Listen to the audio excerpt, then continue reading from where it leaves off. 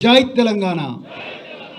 వేదిక మీదున్న పెద్దలందరికీ, వేదిక కిందున్న పెద్దలందరికీ ఈరోజు తెలంగాణ రాష్ట్ర ఆవిర్భావ వేడుకలను గొప్పగా జరుపుకోవడానికి ఇక్కడికి వచ్చిన బీఆర్ఎస్ పార్టీ కార్యకర్తలందరికీ, అదేవిధంగా మరి మీడియా మిత్రులందరికీ కూడా మరొకసారి ధన్యవాదాలు తెలుపుతూ, మరి సమయం చాలా తక్కువగా ఉంది కాబట్టి నేను రెండు విషయాలు మాత్రమే చెప్పి ముగిస్తాను.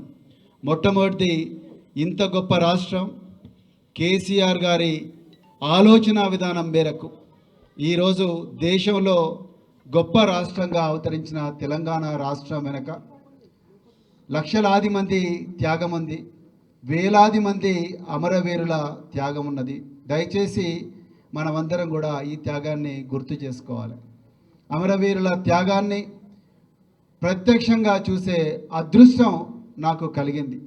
నేను ఉస్మానియా యూనివర్సిటీలో స్పెషల్ ఆఫీసర్గా ఉద్యమం మలిదశలో ఉన్నప్పుడు సిరిపురం యాదయ్య త్యాగం, వేణుగోపాలరెడ్డి త్యాగం, ఇషాంత్ రెడ్డి త్యాగం, మరెందరో అమరవీరుల త్యాగాలను చూడడం, ఆ త్యాగాలు జరిగినప్పుడు ఇక్కడ వేదిక మీద కూర్చున్న పెద్దలు హరీష్ రావు గారు, మరెందరో నాయకులు అక్కడికి వచ్చి మరి ఆ విద్యార్థుల శవాలను మోసిన ఏదైతే ఉందో ఆ పోరాటానికి నేను ప్రత్యక్ష సాక్షిని.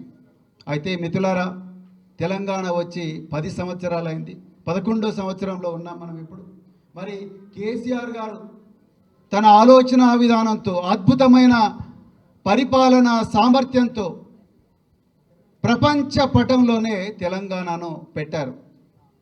మరి ఈరోజు ఆ అమరవీరులు ఎవరైతే ఉన్నారో ఆ అమరవీరులకు దయచేసి గుర్తు తెచ్చుకోండి.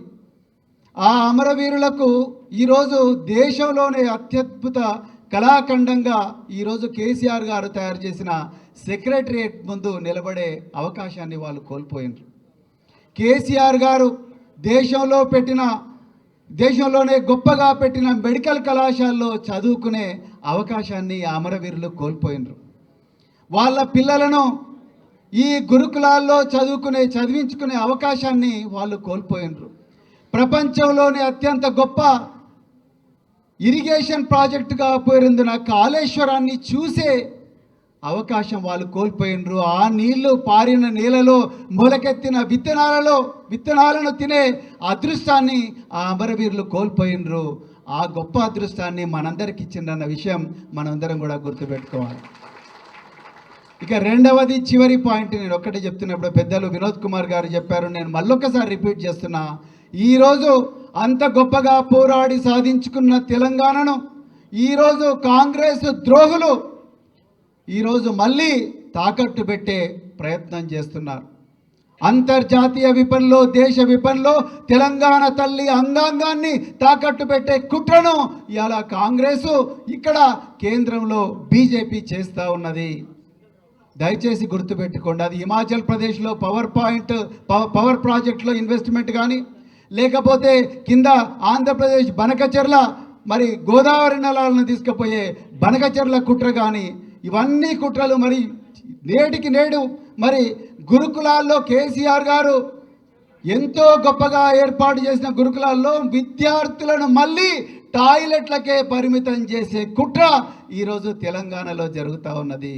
దీనందరం ఈరోజు సందర్భంగా మనమందరం కూడా ప్రతినపూని ఈ కుట్రలను అడ్డుకోవాలంటే మనమందరం కూడా గ్రామాన ఈ మిగిలిన 3 సంవత్సరాలు ప్రతి ఒక్క కార్యకర్త కూడా గ్రామాన పోయి ఈ కుట్రను బయట పెట్టినాడే మనం నిజంగా కేసీఆర్ గారి ఆలోచన విధానం ప్రకారం నడిచిన వాళ్ళం అవుతాం. అదేవిధంగా అమరుల త్యాగాలను గౌరవించిన వాళ్ళం అవుతామని చెప్తూ మరి అవకాశం నాకు ఇచ్చిన మరి సభాధ్యక్షుల వారికి మరొక్కసారి హృదయపూర్వక ధన్యవాదాలు చెప్తూ, జై తెలంగాణ, జై కేసీఆర్.